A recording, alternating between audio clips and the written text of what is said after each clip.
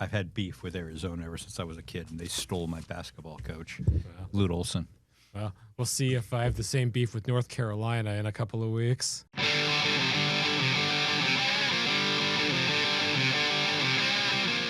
I'm Arizona Family political editor Dennis Welch. Dennis, fake news Welch. Try to tell the truth. And this is the Politics Unplugged podcast. Dennis, if you have a problem with substance abuse, I am more than willing to talk to you anytime you need.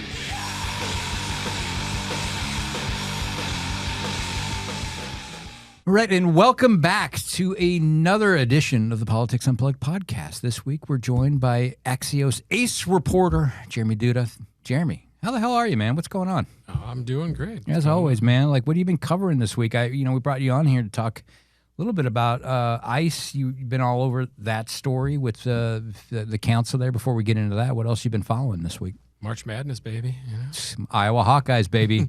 Arizona Wildcats. We'll see about that. We'll see. Yeah, we'll see about that. I feel good, but they're gonna have this. This is gonna drop Sunday, so we'll probably already know the outcomes of the games. Hopefully, when people listen to this on Sunday, my optimism will have been justified about the Elite Eight. But can't say right now. U of A will finally be playing a team from a real conference called the Big Ten. Oh yeah. It's fighting words. All right. Hey, I went to ASU. And as a kid, I was a big Iowa fan, and they took Lute Olson. I cannot be expected to root for that college. But I hope you enjoy the game. Hope you get the outcome you want, man. So let's get into it, man. Let's talk a little bit about ICE. Phoenix basically saying we're not cool with ICE, man. Like, what'd they do? Well, they did something that. They did this kind of down in Tucson and Pima County and in Tucson as well. But up in Phoenix, they passed an ordinance basically says ICE cannot use any law enforcement, but obviously very specifically targeted at ICE. That's the intent, at least, is that outside law enforcement agencies can't conduct civil enforcement actions on city-owned property without authorization, and that would basically prevent ICE from doing things like using city parks as staging areas for their sweeps or their enforcement operations, stuff like that. I think like parks is probably a big thing that this is aimed at, any city facilities. But just facilities, but not like streets or and it doesn't know streets, sidewalks. Yeah, obviously everyone can use streets and sidewalks. There are exceptions. These are big exceptions too, because it's carved out that airport. This doesn't apply to the airport. Yeah. This doesn't apply to the muni courts either. Yeah, there are some facilities that apply to. Those are the big ones, and we saw airport. We saw, this week as well. Yeah. So my question though too is, what's your sense? Was this more of a symbolic gesture, or is this real? And by that, like, how far do you think Phoenix PD is willing to go to enforce this ordinance? I was kind of wondering that because part of it is symbolism. Part of it is like, who knows? That park is probably a very convenient staging area for the types of operations that ICE has been doing. So who knows? It may very well may be something that could address something that ICE very well may do. But yeah, I was kind of wondering that myself because city employees are directed not to take any kind of action or interfere or impede anyone's efforts if they do see. Someone, an agency violating this, and they're supposed to get direction from the city manager. And I can't imagine the city manager is going to be like, "All right, here's some handcuffs. Go arrest those ICE agents." Well, that was my question. You can't exactly arrest an ICE agent if you're a was there any discussion in that meeting about whether they should arrest? Like, let's say ICE comes out, does their thing, sets up, the park by the Burton Bar Library. Phoenix PD willing to go arrest ICE officers if they don't leave? I am guessing not. Was there any discussion about that? I didn't listen to the meeting, but I wrote about it. I read about the ordinances. They're getting ready to vote on it, so I didn't see the actual debate. But okay. Phoenix police is not going to be arresting ICE agents. I think we can pretty safely predict that. That would be one hell of a story. I didn't think they would be. So It seems like more of a kind of like a symbolic gesture. In a lot of ways. And they obviously they can't impede criminal investigations. This isn't aimed at that. The policy doesn't address that. Warrants, stuff like that. It really is, I think probably mostly a symbolic effort or symbolic gesture, but that doesn't mean that these aren't things that can happen. I mean, there's not, I think we've all learned over the last year, there's not a lot of things that you can really take off the table here, but in terms of the realm of possibility. Yeah, and also this is probably being done in preparation for maybe beefed up immigration enforcement here in Arizona. It's been rumored now for months that that could happen. Yeah, rumored for a while, and I'd heard probably pretty imminent at one point, but we haven't seen it, and I think my expectation right now is probably more that it's not going to happen. We've seen really a pullback from the Trump administration, from President Trump, in that type of enforcement, the Minneapolis-style, kind of spectacle that we saw that seems like has been fairly unpopular with the public, and I think feels like a lot of folks felt like they were going too far. I mean, obviously, had a couple of American citizens get killed, and I don't know. They pulled it back from Minneapolis. I don't know if we're going to be seeing that. We still could. Again, nothing's kind of outside of the realm of possibility. And if there was going to be, a surge in another city, you'd think something in like Phoenix, a major city in the American Southwest, so close to Mexico, such a large immigrant population, would be, from the point of view of the folks who've been, planning these things, would be, perhaps a tempting site. All right, and talk to us a little bit about state law. You mentioned in your report state law bars cities from limiting or restricting enforcement of federal immigration laws. Talk to us a little bit about that. I mean, that's been on the books for years, and this is obviously not the first time we've had blue cities in a red state. Looking at how can we prevent the type of enforcement they don't want to see, particularly from Republican administration in D.C., from the Trump administration, very specifically, but pretty much anyone. This is there's only going back to the issue of what could Phoenix do to what happens if they do see ICE there. I mean, it'd be interesting to see if there was a conflict, how far the city could go without running afoul of that law. And they did specifically cite that law in the ordinance, in the some of the stuff they voted on. They made a point of noting like, hey, we have this state law in the books. We can't block enforcement action. We can't impede enforcement action. And it would be if the feds really want to have the fight, and this administration certainly relishes the fight sometimes. How far would they be willing to go and challenge it? How far would some of our, this is a state issue, how far would some of our local Republicans, especially in an election year, try to, push this fight if it really came down to it? Yeah, so has there been any response from Republicans down at the legislature about this, citing this law? Because they love stepping into the middle of stuff like this. I have not heard much. I mean, they got plenty of immigration-related measures kind of working their way through the ledge stuff that's been introduced this year. I don't know if they've addressed this one in particular. Yeah. And this past 8-1, who was the no vote? Waring? I'm not sure. I didn't watch the debate. I didn't realize there was a no vote, but that would not surprise me. Obviously, a Republican member, a former Republican legislator. Yeah, from a safe district, from a wealthier district, and termed out, not coming back. He'll be, and someone who's used to being on the losing side of a lot of 8-1 or 7-2 votes. So what happens next with this story? Is there anything else that the city is going any more actions they're going to be taking?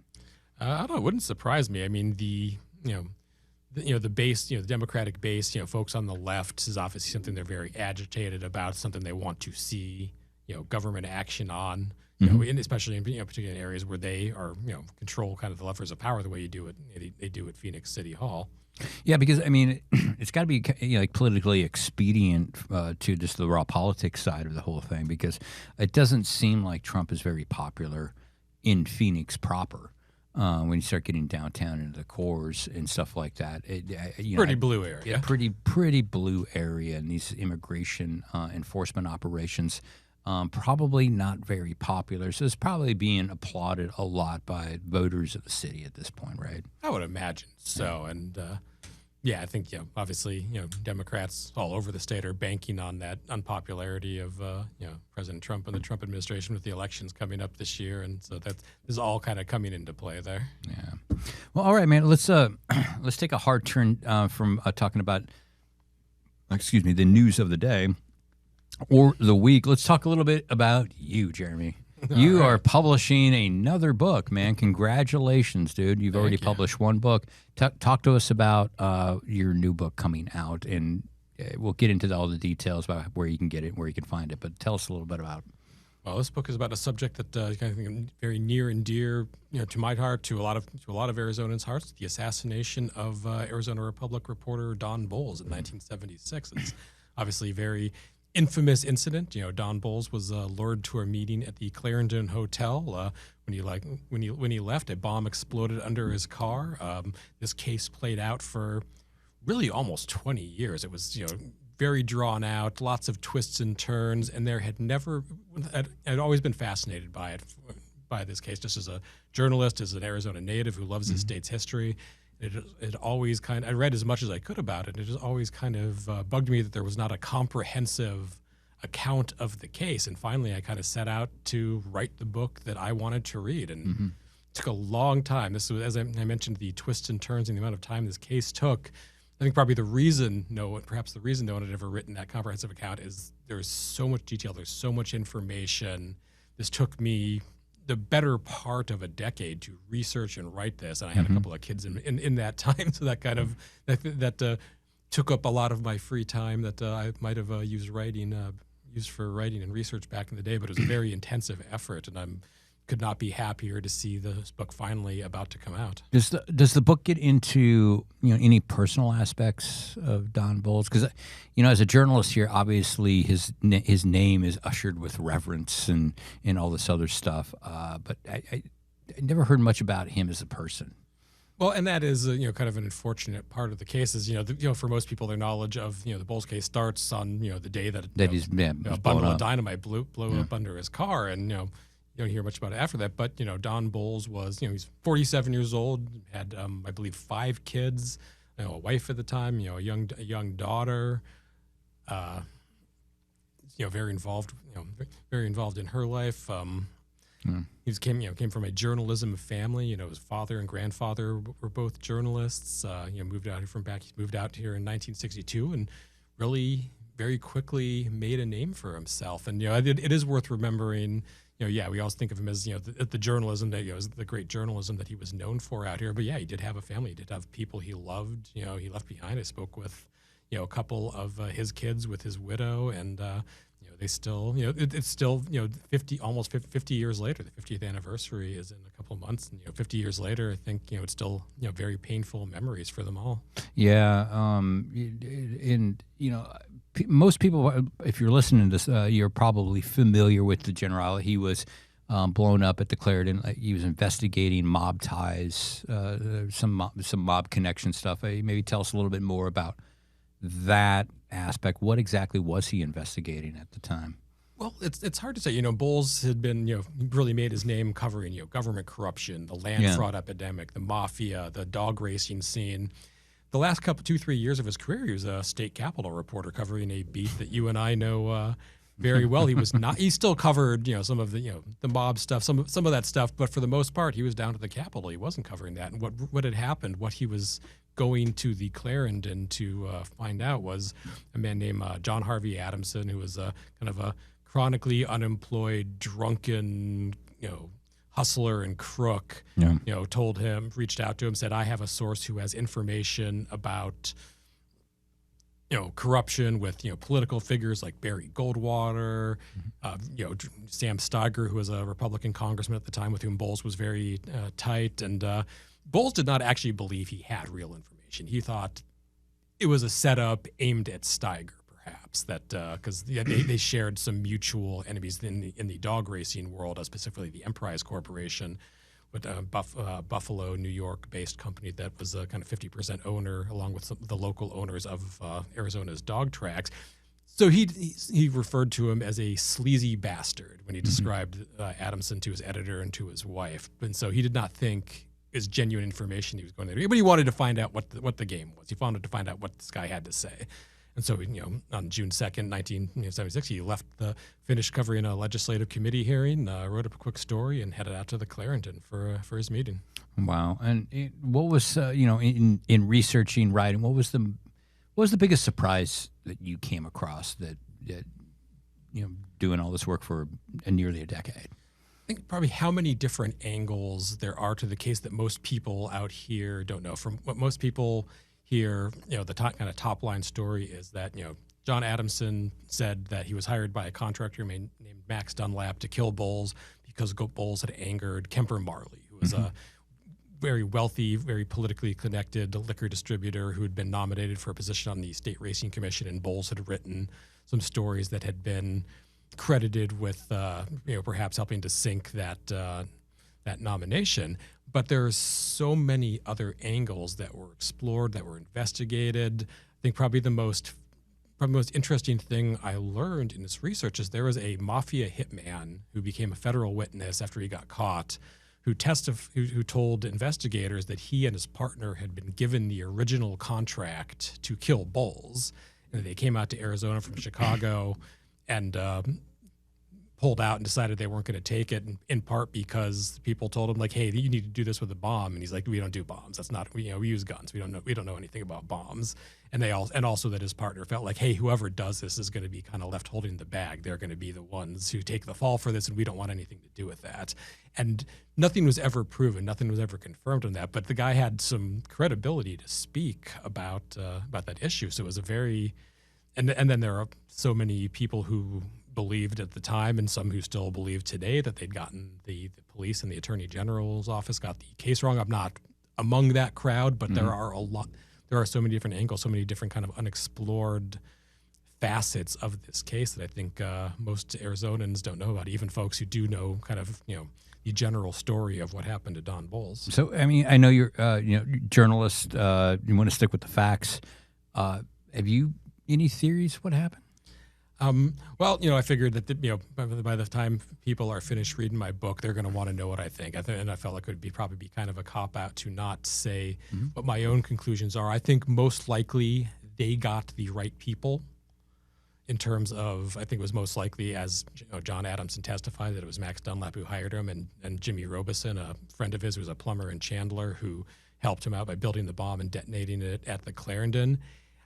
I have a hard time believing that Kemper Marley actually ordered this or had anything to do with it. That seems, the more you look at it, the more you kind of learn the players involved and the circumstances of the case, the more unlikely that seems. Particularly because I don't think Bolles really had a lot to do with him losing that racing commission nomination. It was really on the rocks already. It had become a political liability for Governor Raul Castro, who had nominated him. And then to do that kind of after the fact, and to rely on someone like Max Dunlap, who had no real criminal ties, and to let him rely on an extraordinarily unreliable person like John Adamson, who's just kind of a drunken loudmouth who spent most of his time at a bar stool and running his mouth and telling everything to everyone. That is not the type of person a sophisticated conspiracy would rely on. Yeah. So, and the big questions is, what's the book called? How can people purchase this and when? The book is called Murder in the Fourth Estate: The Assassination of Investigative Journalist Don Bolles. It will be out from the publisher is Bloomsbury. It will be out on April 16th. It can be purchased pretty much anywhere, any online booksellers. It'll be available for you can pre-order it now, and it'll be delivered. You can get it as soon as it's released. All right, man. And before we let you go, it's the second book. You've also got another book. What? Tell us what is that book, and where can they get that? My first book was released 10 years ago. It was in 2016. It's called If This Be Treason. It's a history book, and the theme of the book is the notion that the word treason gets thrown around a lot for actions that don't necessarily meet the definition of treason. Treason is the only crime that's defined in the United States Constitution, and people use it in a more colloquial sense. They use usually to describe something they feel is like disloyal or seditious. Yeah. It was a dozen episodes from American history of folks who faced those kinds of accusations without actually crossing the line into the constitutional definition of treason.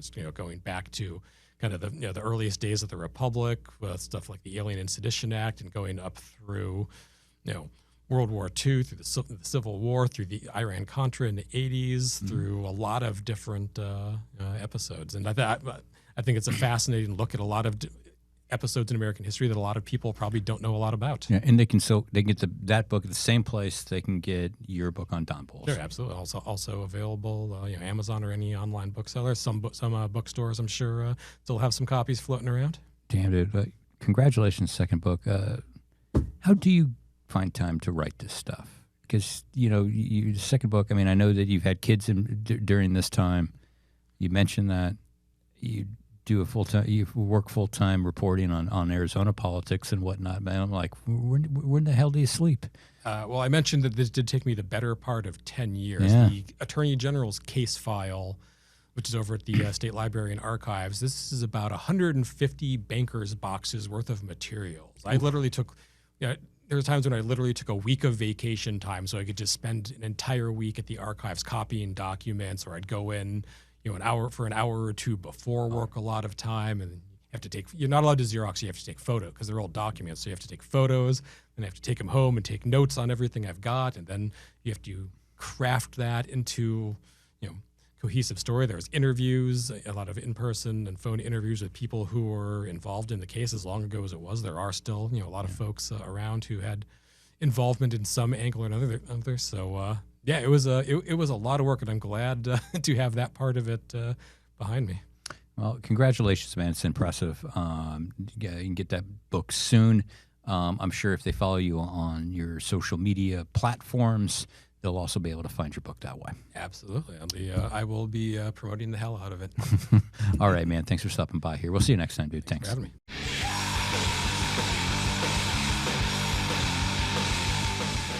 And welcome back to the second half of the Politics Unplugged podcast. Colin Stan, producer extraordinaire. Yeah. Dude, thanks for sticking around. Happy to be here. Yeah. How's it going? Well, how's it going? Well, the war's still fucking going on. It is. It is. Or is it an excursion? Or military operation. Or military of, military operation or conflict. Yeah. Mostly it seems to be it's a war, but they tell me not to call it a war. They tell me to call it a And who tells operation. us not to call it a war? Isn't it the Secretary of War, or is he now the Secretary of Conflict? Yeah, I don't know what the hell he is. I don't know. One of the great things, and I mean that facetiously, one of the interesting things about when you get into these situations is all the things you learn that that is really important. That I did not know. Like, we read a story in the New York Times Friday morning about fertilizer and how this is like, this war, this conflict is really hurt the supply chain on that. And it affects so many things. Yeah. I was joking with you. It's like, I did not realize that we depended on so much shit. Yeah. And it all comes from the Straits of Hormuz. Yes. Yeah. Yes. It's like, what the hell? Yeah. And this is going to affect prices for everything. Yes. I was stunned. You read it, you checked it out. What'd you think? Yeah. Well, and the frustrating thing in all of this is it appears that absolutely no one in the administration had thought that, they may shut down the Strait of Hormuz. Yeah. We do this. Yeah. Where we get all the fertilizer and we get the oil. And where, like aluminum and helium come from, which aluminum builds cars and helium is used in semiconductors. Mm-hmm. And they depend very heavily on shipments that are coming through the strait that are not going to go through the strait because in a move that anyone should have seen coming, Iran has shut it down. Well, this should have been thought out, right? I mean, this regime's been in power for 47 years, and for 47 years, like, this has been their game plan, right? Because, I mean, again, what we've learned, it's not just fertilizer. It's like, it feels like 1/5 of fucking everything comes through the Straits of Hormuz. Yes. And, like, why didn't you think this through? It's a great question. Anyone with any sort of history on this thing would know it. Any past administration would have had a plan in place, but we keep hearing no one could have seen this coming. It was a huge surprise. Just like, when Iran started lobbing missiles of their own after we bombed them, they were shocked. Who no knew? no one could have seen this coming, that this very large, impressive military that we have started to bomb might do anything but show up with a fedora saying, "Please, sir, may you not bomb us anymore?" That maybe they might lob a few in the direction of our allies or other people who they're not very happy with. Yeah, what's that old saying that military saying is like, never forget that the enemy gets to make decisions too? Yeah. Yeah. Yeah. And honestly, it never occurred to anyone that they would do that. Mm-hmm. It's amazing. Yeah, you know, it's like I and it's got such real world consequences. I mean, we saw that play out this week. I mean, you know, I think one of the top stories in Arizona has got to be like the gas prices. Yeah. We're looking at almost $5 a gallon now. Yeah. And we record on Friday. Who knows where the hell this will be come Monday? We may have boots on the ground in Iran come Monday because he loves to escalate and do things after the oil markets close on Friday afternoon. Yeah. So over the weekend, he likes to get a lot of this stuff done. So who knows where we'll be? But right now, one of the gas prices, a direct impact from this war, this conflict, or whatever you want to call it, is happening right now, and people are not happy about it at all. We did a story about what Governor Hobbs is trying to do, or what she can do, and it's not a whole lot.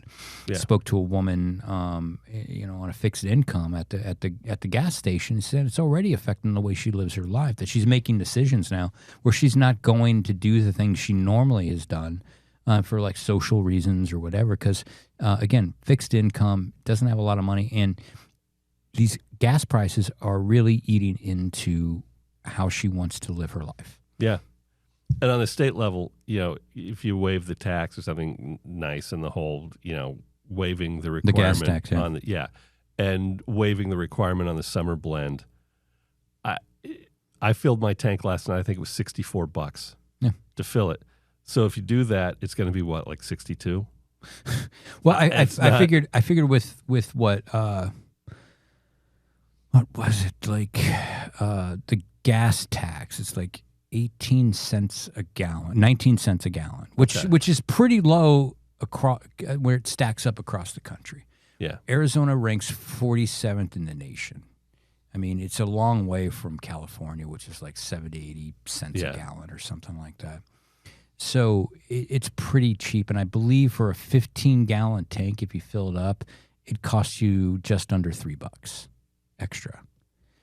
So, I was paying like $48 to fill it before we pulled it around. I mean, it's like, what are we talking about here? Because, like, also this week, the EPA gave states some breathing room on the summer blends. The summer blends, is everybody, I'm sure, is aware, but if you're not, is to prevent smog and air pollution.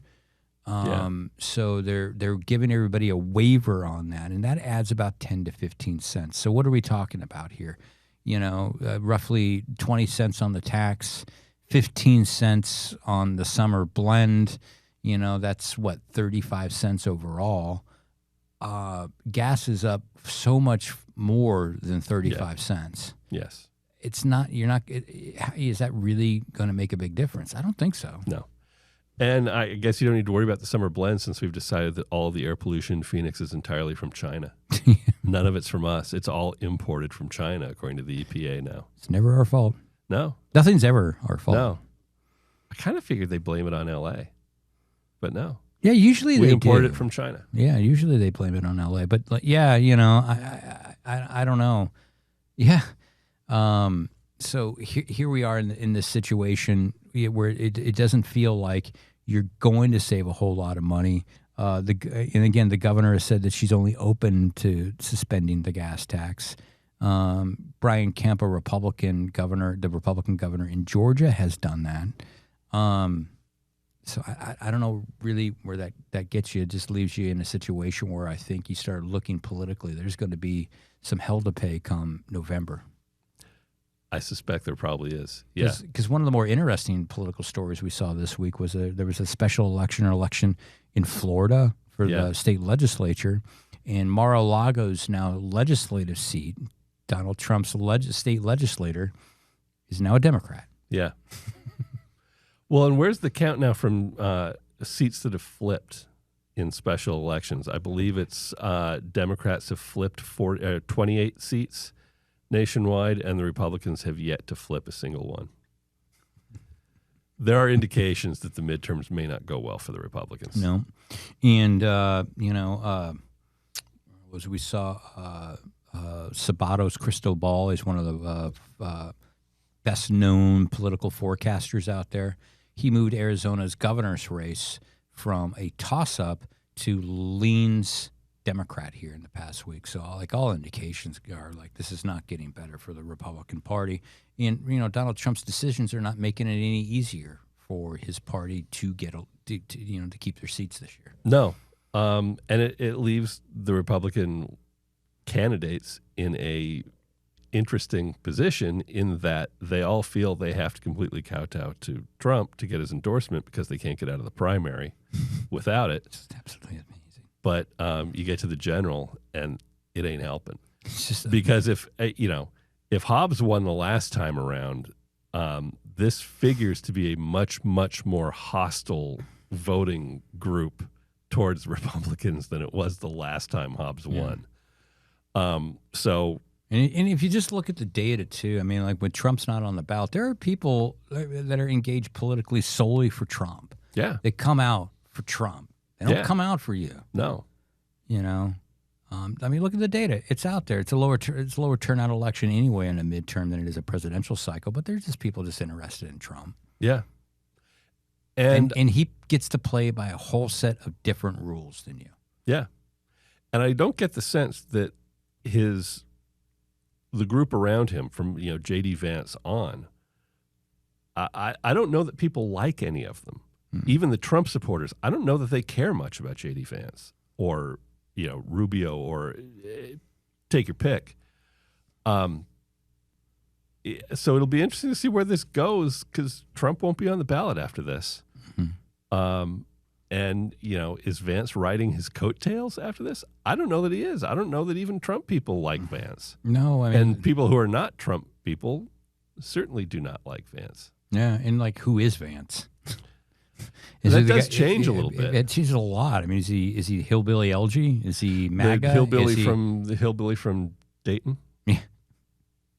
Are we going to go with the pretend hillbilly thing still? It's close to Kentucky. It's close to Appalachia. He could drive to the places he claimed to be from. Oh my God! I don't see any great support brewing there. I could be wrong, but I don't know. It's been a fascinating week to watch all this stuff kind of trickle down. And again, I think right now, people are feeling the effects of this war, unlike we've seen in previous wars, like in Iraq and in Afghanistan. I mean, one of the observations back in the day during those wars was that that at some point some of the criticism at Bush at the time was that they made war too easy. There was no sacrifice. Yeah, that you didn't feel like in World War II or other conflicts that you didn't feel the pinch of things. Yeah. Because economically it was what it was. People were working, going about their lives. They weren't like in World War II giving up, stockings and in rationing and stuff like that. Yeah. But you're starting to see a real political price for this. Yeah. And Americans are not, very forgiving and not very patient when it comes to stuff like this. Yeah. And I think we talked about this last time, but there's also just the basic fact that they didn't sell this to the American public at all. When we went into Iraq, it was they have weapons of mass destruction. We must stop them. 9/11, yada yada yada. And this one is strictly I'm sorry. Why are we doing this? Well, and I was getting to that point. You've got to sell this to the American public. You've got to. I mean, say what you want about George Bush. There's a lot to say about him. And it turned out not to be true, but at least you thought you were going in there for weapons of mass destruction. Yes. This is I don't know. What are we doing? And even once we went in, we still don't have a clear explanation. No. We've gotten the occasional, Trump had a feeling not based on any real intelligence that maybe they may try and bomb us. Yeah.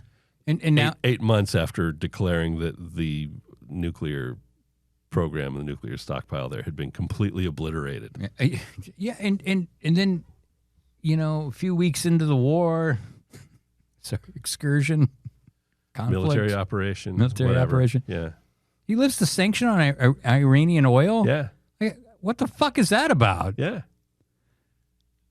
We know what that's about. It's like one of the things that really that hems in that affects this president is markets, Dow Jones averages, gas prices, these kinds of things affect this president.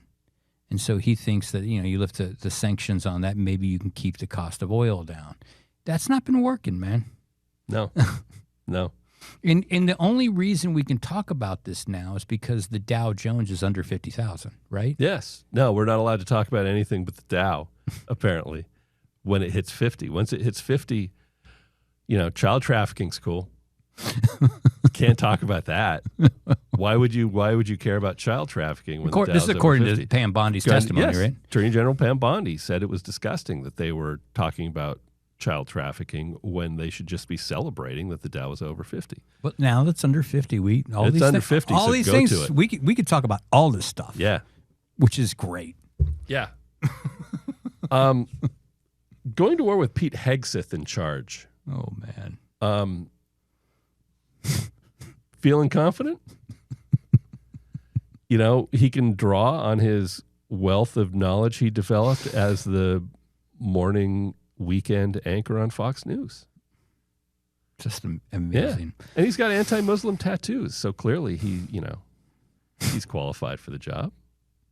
You seen the SNL Colin Yost impersonation of him? No. He has really got the spirit of Hegseth down, just like this. This bully who calls people chodes. Yeah, it's like he's got the spirit of it down. I mean, and every time you hear Pete Hegseth talk, it's just like, he's pretending to be some version of what he thinks people should be in that position. It's like, can I just say in retrospect that when someone's being confirmed and part of the confirmation is he promises he'll stop drinking if you give him the job, that maybe that enough is a reason to go, yeah, you know what? Maybe someone else. Oh, boy. Yeah. Oh, boy. Congress gave Trump an award this week. That was exciting. Well, yeah. He deserves awards. Yeah. Did you see? Gave him the Special America First Award. The first ever. He was the first person. Another ever one? To, ever like the FIFA Peace Prize? Yeah. Did you see the cabinet meeting where I forget, was it Bassett? Somebody in his cabinet says that he thinks in Venezuela they're going to build statues about Trump, and that they view Trump as the modern Simon Bolivar, like the liberator of Central South America, like the George Washington of Central South America. I'm not sure I get the same sense. I don't think I'm going to disagree with that. I'm going to say that's like your opinion, man. Yeah. Was that the same meeting that involved the soliloquy about the pen? Yes, because we're at war, conflict, excursion, and people's finances are getting blown up because the cost of everything's going up, particularly with gas. So he spends 15 minutes at the beginning of this meeting talking about his Sharpie. Yeah. Is this the same one that he used to change the map in the first term to pretend that a hurricane was going in a different area? Can you see that though, like future, like with sport, like sports memorabilia, like political memorabilia in the future? Like selling the pen that Trump changed the map on. Yeah. We'll start the bidding at what. There are probably already ads for it late night on Fox. Oh God. With the Trumpy bear and the vitamins and the shoes. And the vitamins. Yeah. Oh man. Want to move on to something more cheerful? Yeah. Why don't we do that? So what's more cheerful than the Iowa freaking Hawkeyes, my friend? Basketball powerhouse. Dude, Iowa. is there a better story in sports, sir, than the Iowa freaking Hawkeyes? Yeah.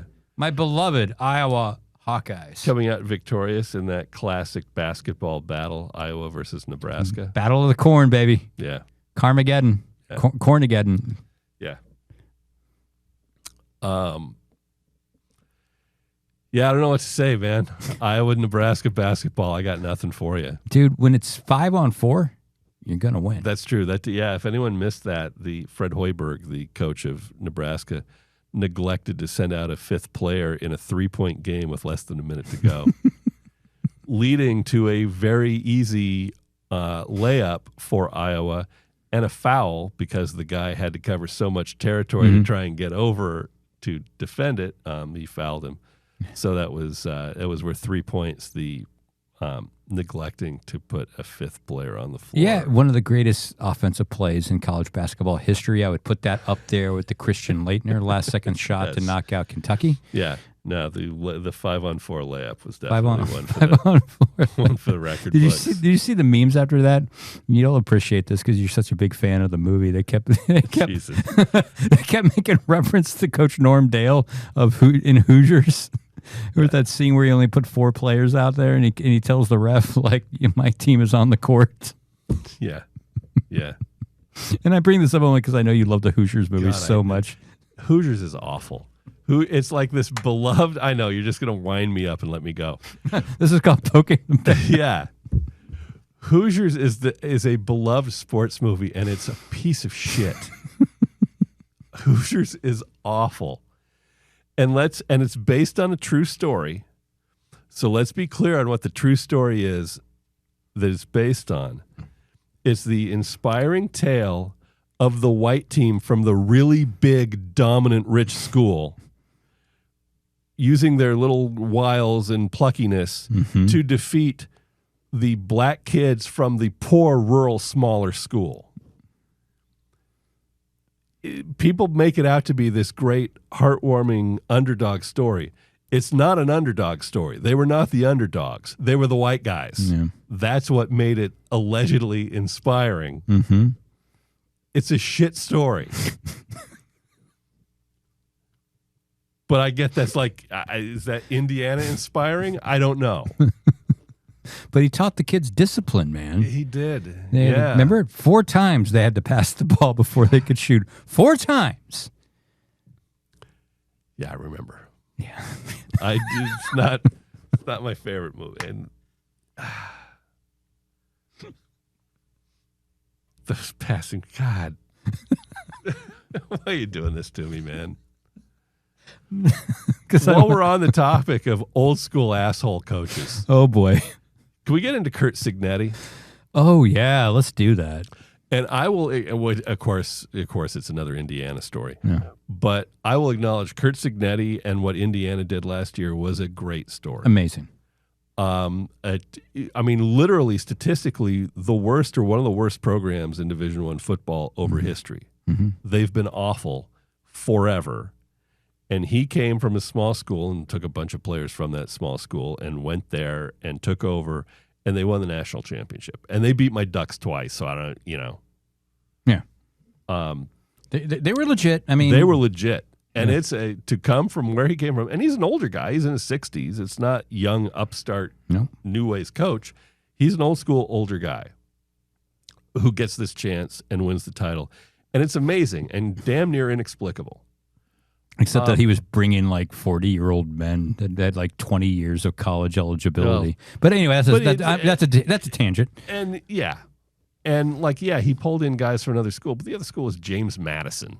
Yeah. So, but he's such a dick. Yeah. So yesterday they had some sort of spring drill, I don't know what it was.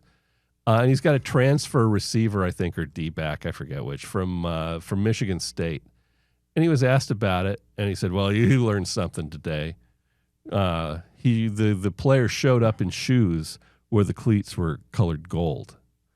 And Cignetti was outraged about that. And before practice would start, Cignetti grinned and kind of boasted he found out what it's like to get your ass ripped.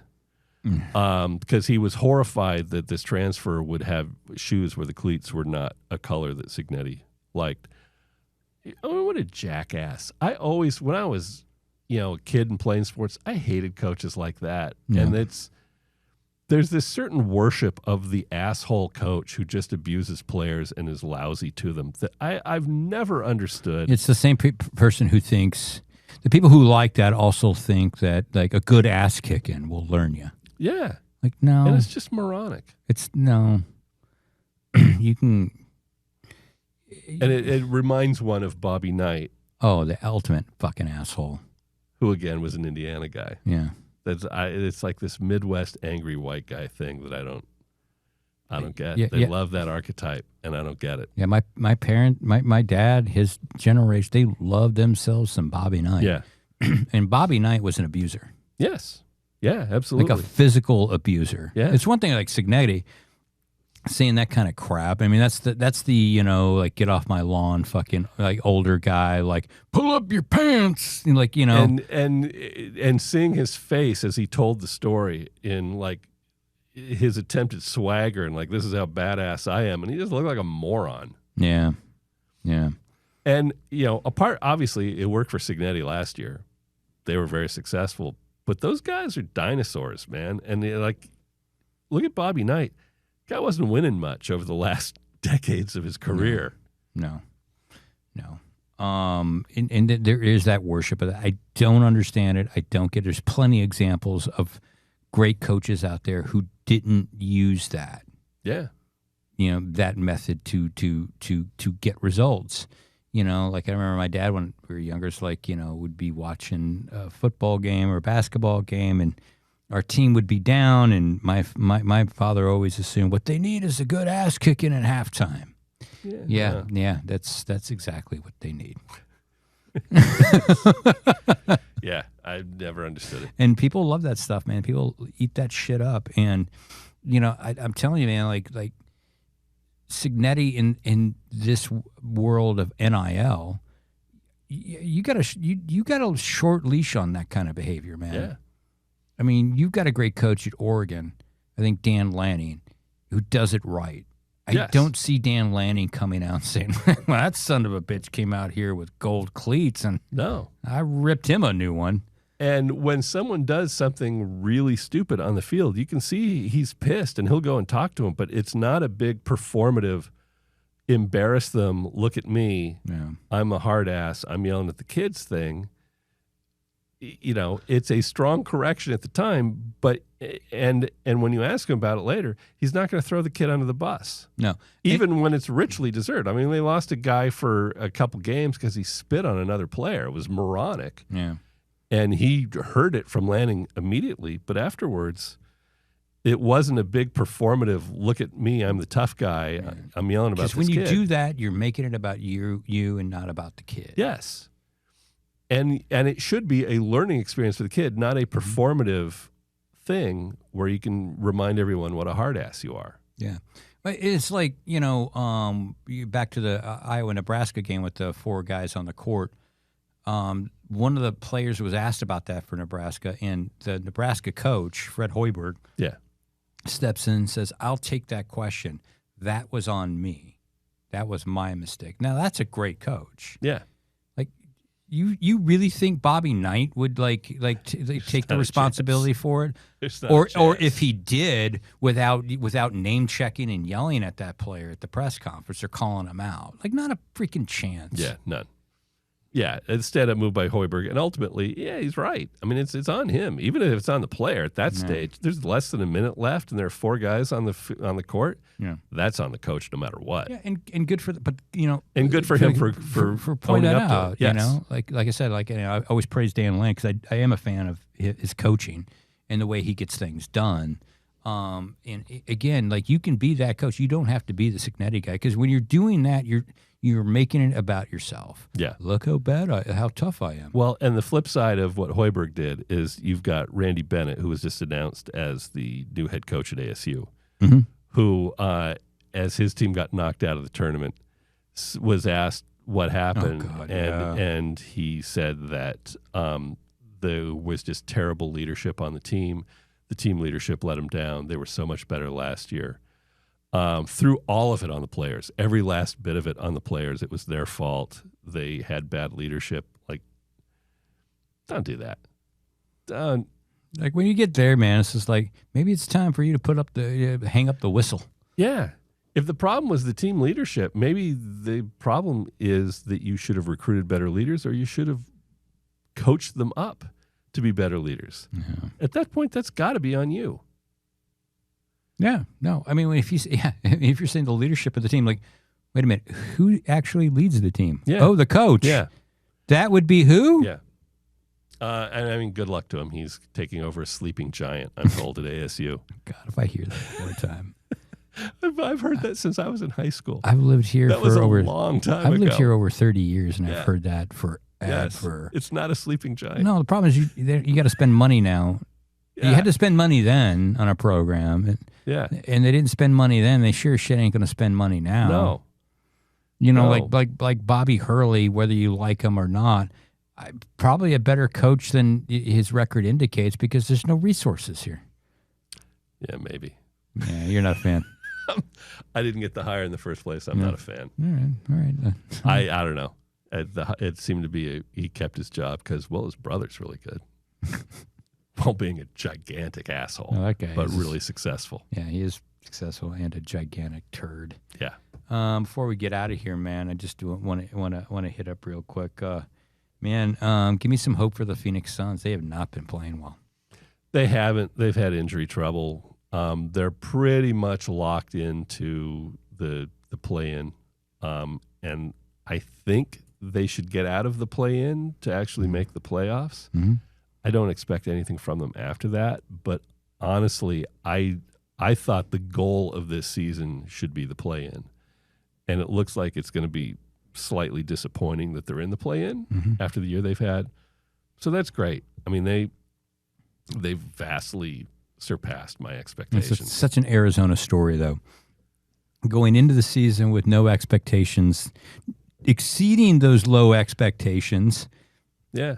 and then falling apart. That's like exactly what the Cardinals did a couple of years ago, right? Nobody expected them to do anything, and then like halfway through the season, they're leading they're leading their division, and then they just dropped a big turd at the end of the season. I would say fans should just be happy and understand it's going to be a slow process because they don't have any draft picks. So it's really, really hard to improve on what they have, and what they have is better than I thought it would be, but it's still like 7th place in the West. Let me ask you. And there are a lot of guys a lot of teams getting much better in the West. Well, let me ask you the dangerous question. Yeah. Is Devin Booker the man we thought he was? He's, define we. We, the collective we. Phoenix. Is he He's a really clutch, good player. Is he the clutch? Is he the clutch Kobe type? No. He's a really good player. Seems like a good guy. It's great that he's spent his whole career here. Terrific shooter. He has never struck me as a guy who's going to lead anyone anywhere. And I mean, look at the last few years when we hated this team and there didn't seem to be any effort and people were upset that they had stars and weren't winning. And like Booker was on those teams too. He's a great tool to have. Again, good guy, great shooter. He can score, he can play. He's not your lead me to the promised land guy. He'd be a colossal number 2. You put him in a Scottie Pippen role, I think he'd be phenomenal. But he's not in the Jordan role. Yeah. And they don't really have any way to get the guy, You're not going to get. Yeah. It's unlikely that there's anyone coming through the pipeline with no draft picks. It also, I was just going to say too, it also sucks you can't even get lucky in the draft right now because No, because you're not in the draft. you're not in the draft. Unless you trade Booker. But which isn't going to happen. No, I don't want And at this point, there's no point in it. All right, man. Good seeing you. Good seeing you. I think we have already wasted enough time. I think so. Have a good week. See you all next week.